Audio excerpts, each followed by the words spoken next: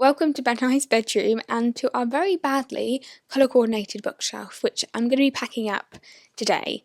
Ben and I are preemptively kind of packing up our books ready to move because we just know it's going to be a big job. We've already got, I think, maybe like 10, 15 boxes and they aren't even my books yet, and I'm the one who has a problem in this household. I have to say, I am a little bit anxious about packing up this bookshelf, and for some reason having a little microphone makes it feel very kind of confessional. With my classics bookshelf that I film in front of, they are majority books that I've already read, and all their books that I will have a bit more planning around reading.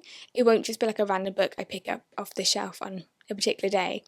This bookshelf, however, who knows which books I'm going to want to keep, and I know, in fact, there has already been a moment when I'm like, I suddenly want to read my book about the Titanic. I just have to be realistic about the books I'm actually going to read while we're still in this flat, which won't be that many, but will I want to keep all of them? This is like when you're a kid and you go on holiday and you take, not even just as a kid, when you're an adult and you take like 10 books and, 10 paperbacks, 1,500 hardbacks, and then you end up reading one book on holiday.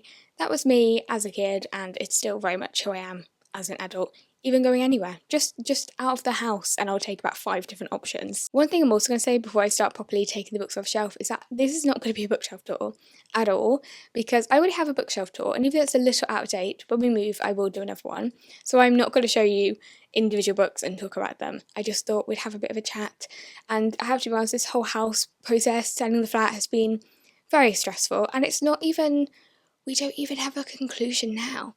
So I could be packing up all these books and then have to unpack them all and put them back, which could be really depressing, but maybe that would be another excuse for a different video, and then I'll do a bookshelf tour. Ben is providing the boxes. Trying to come in. Ta-da! All of our boxes are HelloFresh, so I really should have worked out some kind of sponsorship, shouldn't I? I love how I have to tiptoe. This is how tall Ben. I mean, you're not actually that tall, I'm just very small. Just said that I'm anxious because I don't know which books I'm going to hyperfixate on. What about if I have to read about the Titanic? What about if I have to read about the Blix, Ben? What will I do when I don't We can open the boxes, it's okay. I've got some fluff on you. Okay. There we are. Thank Continuity, I have to put it back. Your scalp has really been like Thomas a Beckett, kind of like. So for those of you who don't know, Ben and I are, well, we're leaving, I mean, we hope, I just said that we don't actually know if it's going to go through or not yet, do we? So We're optimistic. yeah, but also we are leaving, we have to leave London. We do. But I mean, how do you feel about leaving London as a Londoner? How do you feel? I'm interviewing you. Okay. I mean, the thing is, unsurprisingly, I really, really love York, so... Oh yeah, spoiler alert, we're moving to York. Yeah, I mean... I can actually steal the microphone now. Like, literally just take away your power of speech. Sorry, go on. So, as I was saying, before I was rudely interrupted... Go. I mean, we really, really love York, and I don't know, London's very, very cool, but London is a lot. Yeah. I think, for me especially, I've got less and less energy for London at the moment, and also, it's so expensive now. Yeah, I think for me, because Ben's kind of personality, and I guess that you're autistic, I feel like is one of the reasons that it's not the best place for Ben to thrive. I love living in London, and I think if it wasn't so expensive, I would still be living here, obviously not by myself, but obviously I'd stay wherever Ben goes. And ultimately, Ben really did move to London for me and my career, and not just for me, but, you wanted other opportunities outside of York, but I really feel like it was probably, it lent a bit more on me getting into publishing, didn't it? Yeah, well, that's my turn. Yes, it is Ben's turn, and I feel like, London is very expensive, and I think, obviously it's fine for us now, but it's one of those things where we can't get a place with more, we couldn't get a flat with more space. Yeah. We couldn't get a flat with an outside space either, so more space inside and also space outside, and then it just kind of makes you question what do we want? And I think COVID made us realise that this isn't it, really. So I've been living in London for, it'll be 7 years, and 5 years in this flat, and the funny thing about that is that we moved in was it 2019? Yeah. And it was just then the year before COVID. And I honestly think if COVID hadn't have happened, we would still be. Oh yeah, 100%. And because what happened is that obviously I was working from home, and then I got a job that was 100% remote. And Ben also, you never went back to the office. You just never went back. So we're living where we live now because it's a really good commuting spot. Yeah. But the thing is, that's not as valuable to us now because neither of us need to commute. No. So we're paying a lot of money for something we don't need as much as we used to. Yeah, we don't do it anymore. But yeah, I think we realised, obviously, we love London on a weekend, but we can do London on a weekend even if we're not in London. I know. Surprise, surprise. I wrote to Ben in to get the ones off the top shelf, and it is really, really dusty. It gets really dusty in here, I think, because of the cats. I keep telling you to stop giving them bags of dust to play with, but she never listens. I just realised, Ben, I should have taken a before picture. Can we put them back? Aww. I need to film the whole shelf first. Because otherwise people, they're so dusty. Do we put them back, please? Because I want to take an Instagram. Sure. How would you... I know that Twilight's were... Yeah. I'm really sorry. I've already actually started to package up some of the overflow from this bookshelf anyway, because there were just so many. And this is the issue with this bookshelf. So I really love this bookshelf. But these gaps are so huge. And you could totally almost fit a book there. But when we move, I'm going to get bookshelves fit just like a Billy bookshelf where I can actually have loads of books. Because this bookshelf should have the capacity for double the amount of books. But we end up just having space because they're more kind of like shelves for plants or vases and things. Especially since having cats, we can't have nice things anymore. I've asked Ben to bring in some hardbacks because I feel like it just feels really weird putting paperbacks on the bottom. Even though I know the box is braced, but I feel like the hardbacks help brace it. I don't know if that's actually the correct way of packing, and this will not be the correct way of packing because it's me doing it. I've decided I'm going to dust and put a bit of Zoflor on every book so that when I open it up it smells really nice, and also I don't really want to bring old dust with me. I love cleaning, by the way. I don't think I've ever talked about that. Cleaning is one of my great joys in life. I have such a great sense of smell that cleaning makes me really happy because not only is it clean, sparkly, but somewhere smelling nice, which is my favourite thing. So my books also have to smell nice if they're going to be moving with me. I don't know if I'm going to bring this book with me because I really liked it, but I think I might buy the paperback because if I actually sit down with it, I'm not going to pick up the hardback again. It's just so heavy. But I guess I can make that decision later. So let's pack that up. I'm going to put a few hardbacks at the bottom. The 5, but I love how I said I wasn't going to talk about the books, and now I'm already talking about the books. The 5 by Hallie Rubenhold, I actually started the year rereading this because I just really wanted to reread it, and it was a really great read. And I know that obviously March is Women History Month, and so if you're looking for a read, definitely recommend the 5. The Essex Serpent. What else books do I have here? My Marie Antoinette. I also have this thing that I wanted to talk about the books before I packaged them up, and that kind of gave me permission to say goodbye to them. And I've just spoken about Marie Antoinette, so she can definitely go. Let's add her in here. How many hardbacks is too many hardbacks for a parcel? Maybe 4 hardbacks and the rest paperbacks. That seems like a good plan. I thought I would use this kind of packing opportunity as a way to just talk about our move, because I feel like leaving London is such a big deal and I'm really scared about it. But I also have to remember that I was really terrified to come to London. London for me represented so many things I was really anxious about. Just the travel, the whole city in general terrified me, to be perfectly honest. I was so anxious all the time. And I've come to not only not be anxious, well, I'm still always anxious, but not quite as kind of can't do anything anxious. But I also now could stay here for longer. I think if I had the means to get somewhere bigger, I'd totally stay in London for a little bit longer.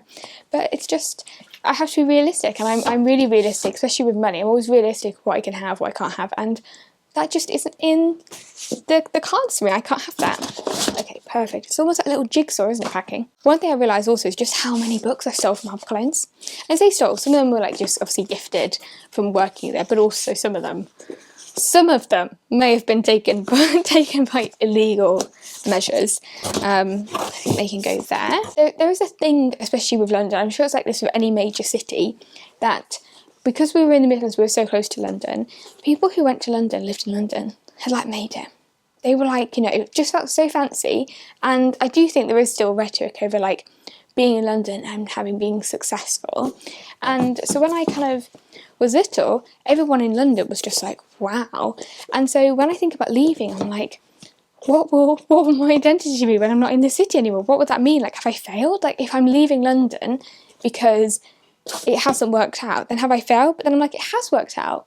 I work in publishing. That was the goal.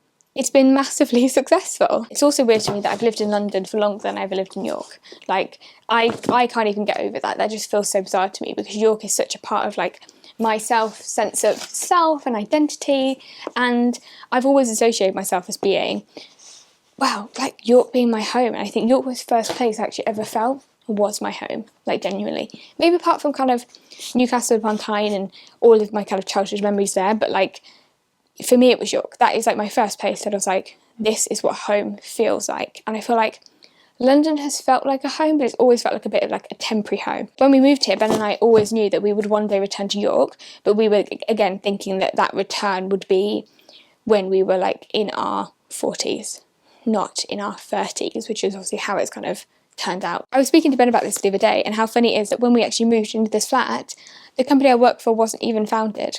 Or, like, it was just founded, but, like, it wasn't a thing. Like, when we thought about moving here and, you know, getting the mortgage and doing all of that stuff, like, it wasn't, the job I have now didn't even exist, which is just insane to me. I know I'm going to package up these books, and then I'm going to have someone tell me what is a better way to package them, and they'll be 100% right, and then I'll hate myself, because I'm really worried about getting these books damaged, because I love to keep, like, proper, really good care of my books all the time. I'm also aware I don't think I've actually adjusted every book, have I? Because I think I've been getting distracted. So it's just weird that here I am at 28, or basically, oh wait, how old am I? Am I 29? I'm going to be 29 this year. Here I am at almost 29 and packing up to move. But I am really sad, and I just feel like I've had, London for me has been the best chapter that was never supposed to be a chapter. Like, this was, when I was young, I never wanted to live in London. In fact, I didn't want to live in London until I met Ben. Like, I had no interest in London. I never thought, I just couldn't even, it was so anxiety inducing to me, it would just never have been an option. And so to have loved this chapter of my life so much that it's so hard to kind of move on from it, how beautiful is that? Like, what an opportunity for me to have had, to have lived in the most amazing city where I can just, like, wake up one day and go to the National Portrait Gallery. Just wake up and walk past Big Ben. Like, what kind of a life is that? I think we're on to the next shelf. That's actually been quite good, because I've been talking, so I've actually not had a chance to look at the books, and therefore I haven't had an opportunity to kind of go, no, I want to keep that one, I want to read it. One thing I have noticed is just how many books I have the paperback and hardback edition of, and sometimes also two variants of the paperback. Like, I think it's because I often tend to buy really big chunky books. I get really excited for them, buy them in hardback, and then read the paperback, which is just overconsumption. I am really worried about getting some of these books damaged, because I will cry if that happens. I know one of the most annoying things about people who live in London is how often they talk about how expensive it is to live in London, but that was the reason really for us moving. Like, I don't really want to spend 2k a month anymore to have the pleasure of living here. Like, I mean, I do actually. The truth is, I do, but it's just not what's feasible anymore. Life has just changed, and that's okay. And York is always where I've been, like, the most happy. And to quote Anne Boleyn's motto, I've said this before, but I had a conversation with someone who basically said, if you could have the last 5 minutes on Earth anywhere, but you couldn't be with anybody, so you couldn't be with your mum or the cats or Ben in that order, like, where would you go? And I was like, York, instantly. I even know where. I'd be on a bench in the Minster Garden. That is where I'd want to spend any of my last time on Earth. And I was like, if that's how I feel, what am I doing? And I just said to Ben, and Ben himself, I think, has been feeling quite overwhelmed by the city for a while, and whenever we've gone to York, because we go to York quite regularly anyway, he's just, like, so much happier, just so much calmer. And, you know, I think we both love living in, you know, the great thing about York is that it's like a 15-minute city. Like, everything is just so reachable, especially if you live kind of in the centre. And even though we have actually that where we live now, we really do have a sense of community around us, and we are very close to the city because we've got great transport links. You do just have to make the effort to go out. So, like, if Ben wants to go out and see his friends play Warhammer, he's, you know, paying for a train, paying for a tube, then maybe walking or paying for a bus, and just everything just feels slightly bigger. And it will just be better, I think, when he can just walk half an hour, 15 minutes and be where all of the action is. So I think Ben will be happier. That has now made a really weird space. What do I do?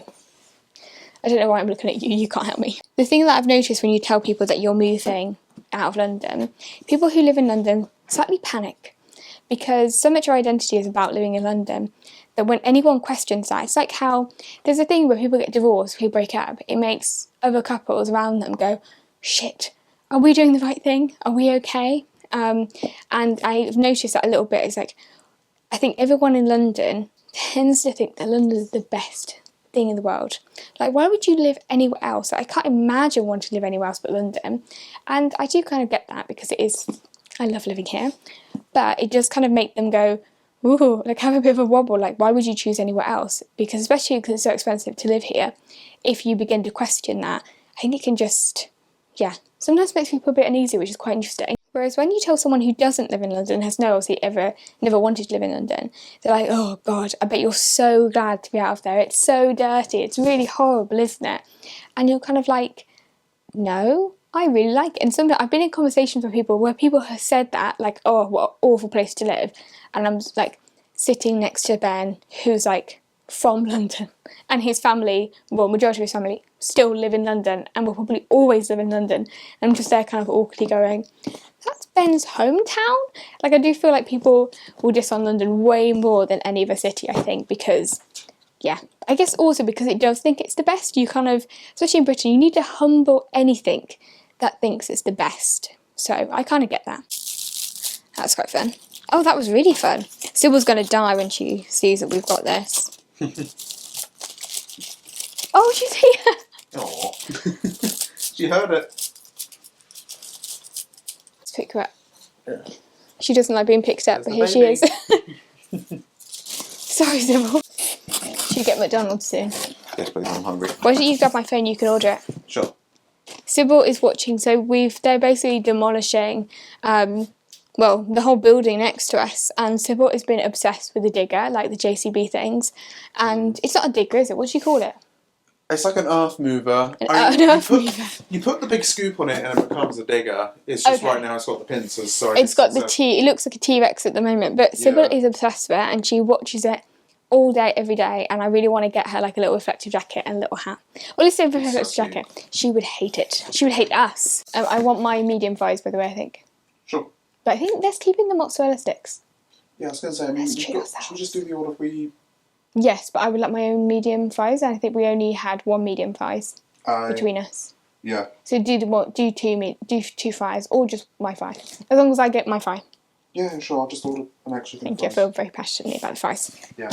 McDonald's is my favourite restaurant, by the way, and I'm not even kidding about that. I used to have McDonald's every Wednesday with my dad, and he used to pick me up from school on a Wednesday. That's the night he had me, and we'd go and get McDonald's, and I'd have like fish fingers and like a little fruit bag, and it was just the best time of my life. To this day, I love McDonald's and just felt so sentimental about it. And so when someone asks me where I want to go and eat, I just want to go to McDonald's. I don't need to go anywhere fancy, just take me to McDonald's. One thing we've never done before is obviously move with cats. That's going to be quite interesting. And we've had their because we were going to move, we thought we'd be moved before Christmas, which I think just gives you an insight into this whole situation. But because that, we bought their carrier case that they're going to move in, and we've had them in the lounge for like months and months and months and months to get them used to it. And so I just kind of want to keep as much of their scent on them as possible. That's also why we're packing a little bit early. It's actually a really nice way of kind of looking through all of the books I have. I think this is probably the oldest book of mine that I have on these shelves, which is The Six Wives of Henry VIII by David Starkey, which was the first ever book I read when I was maybe like 10, I don't know, even maybe younger than that actually, about the Six Wives. And David Starkey is my J.K. Rowling. Will I support him if he ever publishes again? I doubt he will, no. Do I dislike his politics and a lot about him? 100%. This book also was bought for me by my nan and granddad from Asda. And they took me to Asda, but I must have seen it in Asda. I don't know why. I don't know, because I think they took me back to go and get it. I think I saw it and then they took me back to go and get it. And I owe so much to them for just indulging me, but just allowing me to be so passionate as a child, especially my mum. But my nan and granddad, they are the reason that I really love that era, because they bought it for me, and they played Mary and Elizabeth with me and dressed up with me and just really indulged so much of my geeky passions when I was a little girl, and that really makes a kid, you know, it really makes such a big huge difference when adults around them are so passionate and allow them just to be so geeky. So yeah, I have a lot to thank them for. This is another older book of mine that also just made me, is The Other Boleyn Girl by Philippa Gregory. Love it or hate it, I have a really big soft spot for this book. This was the first piece of adult fiction I've read, the first piece of adult historical fiction especially that I ever read, and just started to love, and I just really loved the Tudors. So when you're a kid and there's a book like this, it's just a dream. And what is really cute is I've got my name in it, my little kind of Claire Fenby, and then at the back, which is really cute, I've got The Other Boleyn Girl wins Best Book Award 2007, which is obviously when I read it, which is just too cute. Just look at my little handwriting, it's too much. We're on to the next shelf, that feels kind of momentous. Oh, food's here. Brief interlude for McDonald's. Ben and I have just realised that we've done about 4 boxes and 2 shelves without actually recording it properly. So annoyingly, you won't really get the same sense of progress that we have felt during the filming of this video, because that isn't progress, which I feel like if this kind of failure isn't symbolic of like this, like the whole moving process for us, I don't know what it is. It really feels like maybe this is a sign that we're potentially packing up too early. It's fine. What do you want to do with your Alison Weirs, by the way? So, it depends on how many wives I think I'm going to read before I leave. The wife time measurement. So, I think I will read at least 2 wives, so maybe pack from Jane Seymour. Sure. And that's a really good point, actually, because the rest of them are there. And also Henry can be packed because he's the least important one out of all of them. Victorian House, I kept it out because I want to read it, but I'm wondering if I'll read it when we move. I mean, we are moving into a Victorian house. We hope. We are. No, we may have to move to a different one.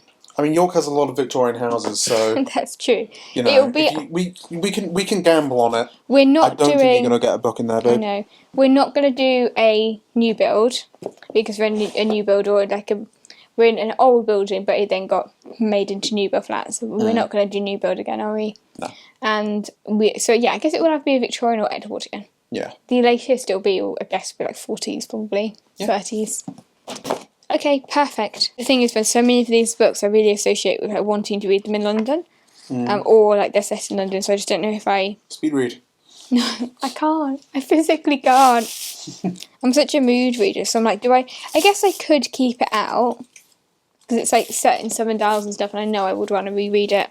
Let me just keep it out. Sure. But I guess is there anything else? Probably not actually. And the Bodleian Library also kept. In fact, I'm not going to read Bodleian Library before we move. Okay. I think that's just wishful thinking. Oh my god! My book about Anne Boleyn. Oh. It's the original, the landmark biography of Anne Boleyn. I think I might want to keep this out for now. Sure. Just because of how I'm currently feeling. I'm having a bit of a Boleyn moment. Fair enough. I mean, to be fair, any book about Anne Boleyn really we should store in an arrow chest. An arrow chest? An arrow chest. Why? It's where they put her body. It's where they buried her in. An arrow chest? Yeah, arrows. I didn't know that. How do you not know that? I didn't know that. Do I know something about Anne Boleyn? How do you know that? I don't know. I'm going to have to Wikipedia this just in case I haven't completely imagined this. I know that they, her women picked her up and picked her head and put her body in, put her in a chest and carried her off and didn't want any men to touch her, which I always thinks one of the most moving things about Anne Boleyn. But I don't know the particulars of that chest. AnneBoleyn.com, which does not have mobile-friendly formatting. Let me put this Did you find this at when we were at the Tower of London? I can't remember where I found it. According to queryblog.tudorhistory, she was buried in a elm arrow chest within the chapel of St. Peter ad Vincula on the grounds of the Tower of London. Which we've obviously been inside. I didn't know that. Well done, Pam. That's a good one. Yeah. I learnt something new today. I'm pretty sure I got that from Bring Up the Bodies. I mean, Hilary Mantel was a thorough she was a historian. Yeah. Well, yeah, her research for those books. Are you bad-mouthing Hilary Mantel? Not think of Boiling Edgeways fan, no. No, I'm not. I think she's brilliant. Why do you hate female academics? I can see why Sybil got obsessed with this stuff. But yeah, we had it for a couple of months of like packaging like this because she would make biscuits in it. She slept on it. She absolutely adored it. She just loves textures. I think we're done. I think this is it. Oh. It's the last box. Yeah. I'm so glad that you were here for most of it. What's really funny about it is we actually haven't seen this empty, obviously, since we first put it up. No. And also when we first moved, we literally didn't have this many books. We've been buying a lot of books over these last 5 years. That we have. And we've enjoyed every second of it. I think we're done. So thank you for watching this video and watching us pack up the books and seeing most of the progress, as I've said, but not all of it. Just we like to be a bit of mystery, don't we, Ben, about what it was like to package the other books up. Who knows? It's just something special for us to treasure. Just for me and Claire. Yeah. But thank you for watching. Normally, Ben, I asked them to leave an emoji behind. What emoji would you like them to leave behind? Couple box emoji, naturally. Perfect. Thank you for watching, and I'll see you again soon in another bookish video. Bye. Bye-bye.